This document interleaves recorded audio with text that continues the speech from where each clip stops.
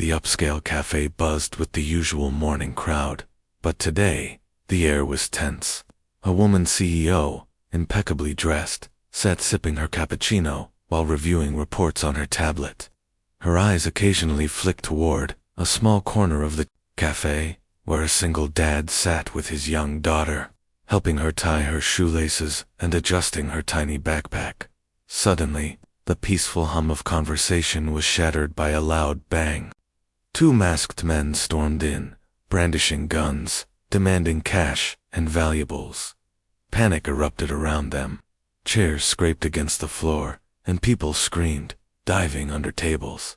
But the single dad didn't flinch. He instinctively placed himself in front of his daughter, crouching low, speaking softly to her to stay calm. The daughter's small hand clutched his tightly, eyes wide with fear. The CEO watched in awe as the man negotiated with the robbers, keeping a calm, authoritative tone that commanded attention. "Take what you want, but don't hurt anyone," he said. One of the robbers sneered, trying to push past him, but the dad subtly shifted, blocking their path without aggression, just protective, unwavering confidence. Within moments, the situation escalated. One robber grew impatient and raised his gun. Without thinking, the dad spoke again, steady and firm. "Listen to me. If you hurt a child, nothing you steal will matter. You'll regret it forever." His words, his calm presence, seemed to make the robber hesitate. The second robber lowered his gun, and in a rare stroke of luck, the first robber's weapon jammed. The dad seized the moment, guiding his daughter and several nearby patrons toward the exit, all while keeping the situation under control until the police arrived. Once the chaos settled, the CEO approached him, still trembling but composed. I've never seen anyone handle something like that," she said. "You were incredible. Your daughter is safe because of you." The dad gave a small, modest smile. "I didn't do anything special. I just did what any parent would do. Protecting her. That's instinct." But the CEO couldn't let it go. She extended her hand. "I need someone like you on my team, not just for security or courage. You're calm under pressure. That's invaluable. If you're willing, I'd like to offer you a position in my company. Think of it as more than a job. Think of it as a chance to change your life." The single dad stared at her, stunned. The cafe, the robbery, the terror, all faded in that moment. I don't know what to say," he whispered. "Say yes," she replied, smiling. "Because what you just did proves you're exactly who I've been looking for. Courage like that, it can't be taught."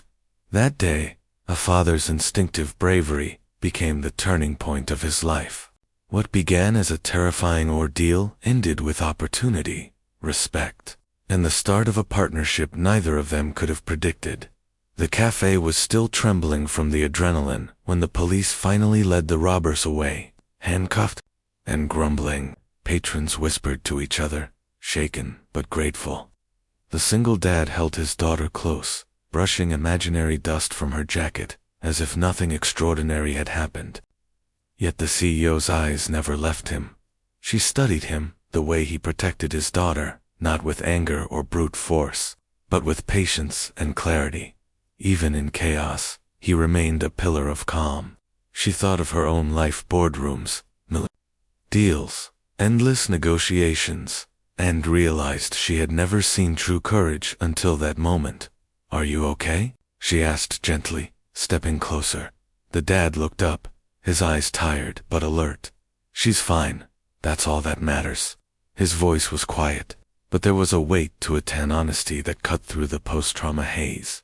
"You saved lives today," she said, her tone now firm. "Not just your daughter's, everyone's. People like you. They don't come around often." He shook his head. "I'm not a hero. I'm just a dad. Anyone would have done the same." The CEO smiled softly, but her mind was already racing. She had seen plenty of people handle pressure, but none with this mix of instinct and intelligence. "You know," she began, "I run a company, and we're looking for someone who can think clearly under pressure, protect people, make the right decisions when it counts. Someone exactly like you."